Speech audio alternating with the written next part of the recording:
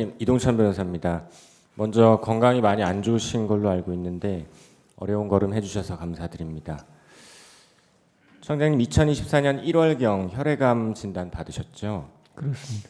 네, 지금 증언하시는 데는 큰 문제가 없으십니까? 최대한 건강을 빨리 회복하려고 노력 중에 있습니다. 네.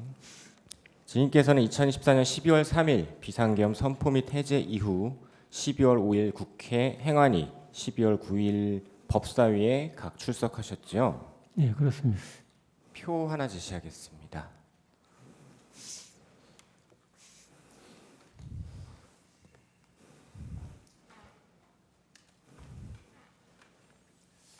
증거는 아니고요. 증인께서 국회 출석하고 수사기관에서 조사받으신 일정들입니다.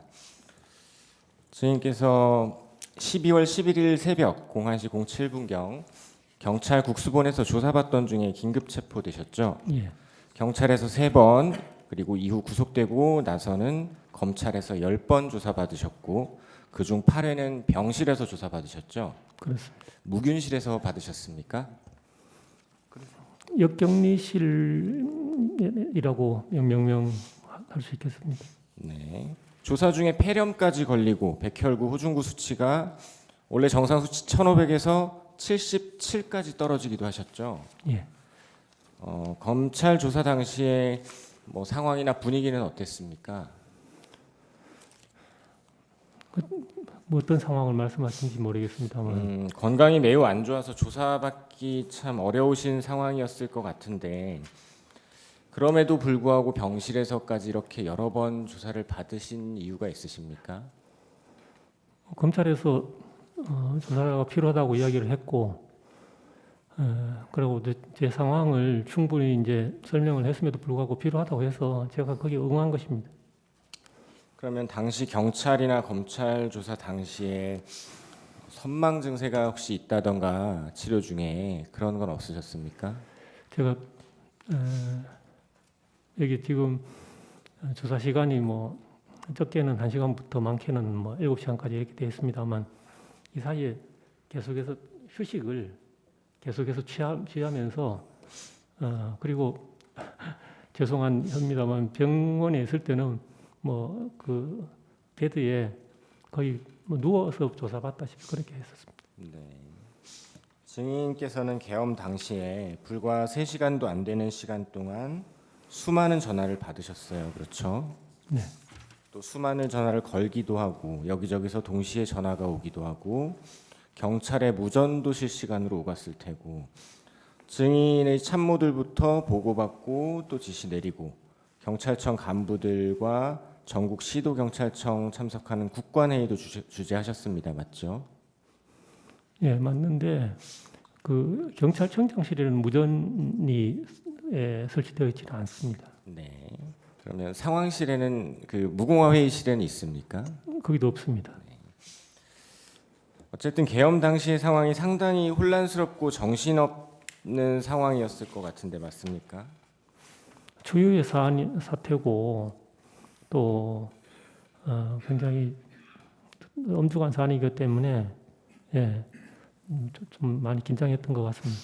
네. 당시 이렇게 온갖 전화 그리고 회의 주재하시고 혼란스럽고 정신없는 상황이었을 텐데 그리고 계엄 당시는 어떠셨는지 모르겠지만 수사기관에서 수사 받으실 때는 안타깝게도 건강이 더 많이 악화되셨던 걸로 알고 있습니다. 수사기관에서 진술하실 때는 그 계엄 당시의 상황을 명확히 기억해서 진술하셨습니까?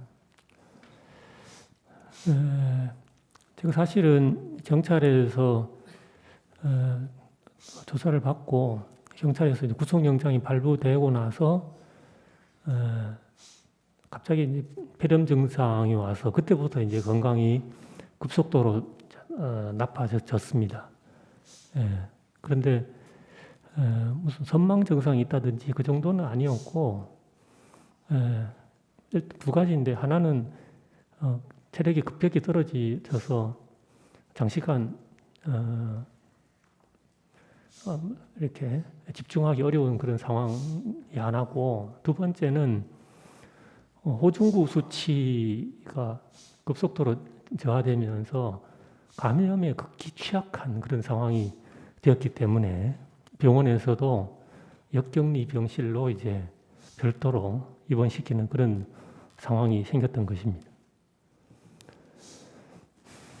네. 삼청동 안가 관련 여쭤보겠습니다. 12월 3일 19시 30분경 삼청동 안가에서 대통령, 국방장관, 경찰청장인 증인 그리고 김봉식 서울청장 만나셨죠? 그거는 아까 청구인 쪽 그 질문에 네. 대답한 수준으로 조금 양해를 부탁드리겠습니다. 네. 증인께서는 이 삼청동 안가에서 대통령으로부터 경찰이 중요하다, 치안 질서 유지를 잘 해줘야 한다 이 말씀은 들으셨습니까? 그 이제 자꾸 같은 말씀을 드리게 해서 대단히 송구합니다만 아까 청구인 쪽 질문에 제가 답변 드린 취지로 같이 좀 이해를 해주시면 감사하겠습니다. 네, 저도 건강이 안 좋으신데 계속 질문을 드려서 죄송하지만 혹시 그래도 제가 여쭤보는 질문 중에 답변하실 수 있는 게 있으시면 답변해 주시고 아니면 그냥 짧게 거부해 주시면 감사드리겠습니다. 안가에서 대통령이나 김용현 장관이 증인에게 국회를 봉쇄하려고 한다. 국회의원들이 계엄 해제 의결을 하러 못 들어가게 막아야 한다. 들어가려는 국회의원은 체포할 것이다. 이런 이야기 하신 적 있습니까? 그것도 죄송합니다. 예. 네. 그럼 국회를 봉쇄하려면 경력 몇 명이 필요하냐? 오늘 밤 경력 몇 명을 준비할 수 있느냐? 이런 얘기는 한 적이 있습니까? 같은 맥락으로 좀 양해를 부탁드리겠습니다. 네. 이건 좀 일반적인 얘기인데요. 증인 진술에 의하더라도 국회 울타리는 2.5km, 울타리도 낮아서 여성들도 쉽게 월담할 수 있는 곳이고 국회는 쉽게 통제할 수 있는 곳이 아니다. 출입문은 7개인데 문 하나 막는데도 5개 중대 300명은 필요하다라고 하셨었어요. 이건 맞습니까? 그것도 사실 뭐 공소 사실과 깊이 관련되어 있는 그런 내용이라서 예. 알겠습니다. 계엄 초기 국회에 투입된 경력은 5개 기동대 300명에 불과했었죠.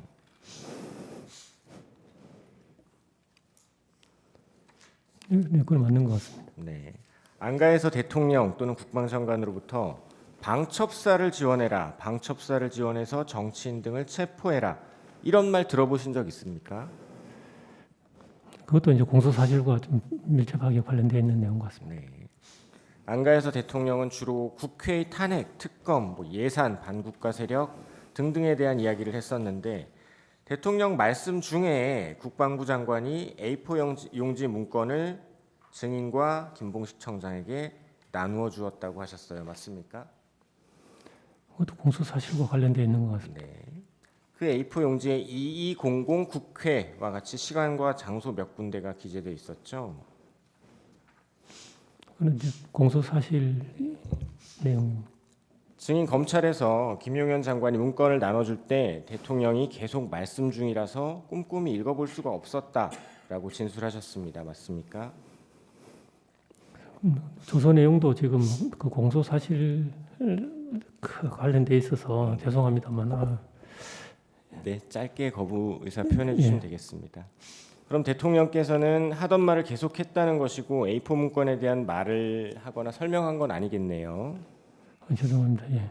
네. 증인께서는 이 A4 문건에 대해서 조악한 수준이었다. 경찰청장으로 증인이 알아야 할 내용이 없었다. 실제로 비상계엄을 선포할 것이라고 생각하지 않았다. 문건도 중요하게 생각하지 않아 읽어보지도 않았고 증인의 배우자가 찢어버리라고 하여 찢어버렸다. 21시 30에서 22시경 김용현 장관이 전화하여 좀 늦어질 것 같다라고 하였음에도 증인은 이 이야기를 나한테 왜 하지? 라고 생각했다고 진술하셨습니다. 맞습니까? 죄송합니다. 그건 증인께서는 계엄 이후 체포 구속되기 전에 국회 행안위, 법사위에 각 출석해서 계엄 선포 사실을 TV에서 대통령이 담화를 발표하는 걸 보고 알게 되었다라고 말씀하셨죠. 네, 그렇습니다. 증인께서는 원래 12월 4일 대통령 앞에서 마약 관련 회의와 증인의 발표가 예정되어 있으셨죠.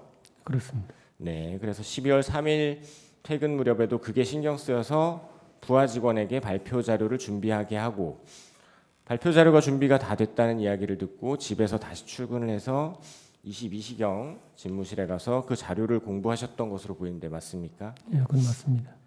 증인께서는 대통령이 이례적으로 불러서 간 자리에서 대통령이 비상계엄을 이야기하면서 경찰이 치안질서 유지를 잘해달라라고 했다는 것이고 그와 관련해서 대통령 옆에 있던 국방장관이 시간과 장소가 기재된 문서를 줬는데 그런데도 증인은 비상계엄을 선포할 것이라고 생각하지도 않았고 문건도 중요하다고 생각을 안 했고 경찰이 뭘 해야 한다고 생각하지도 않았고 증인에게 부여된 임무도 없었고 그래서 읽어보지도 않았고 배우자의 말을 듣고 찢어서 휴지통에 버렸다. 국방장관이 다시 전화해서 좀 늦어질 것 같다라고 했음에도 그런 얘기를 증인에게 왜 하지라고 생각했다는 것입니다. 그리고 계엄 직후 국회 행안위 법사위 나가서도 계엄을 TV 보고 알았다. 계엄이 끝나고 난 뒤에 이 계엄이 곧 내란이라는 전제 하에 수사기관에서 증인, 서울청장, 기타 사령관들 모두 내란의 중요 임무 종사자라고 몰아세우니까 방금 말씀드린 이런 증인의 진술 중에 일부 사실과 다르게 진술하신 것도 있는 거 아닙니까? 그게 이제 공소장에 나와 있는 내용들이 일부 있는데 그건 이 자리에서 답변 드리는 건 적절하지 않는 것 같습니다. 네.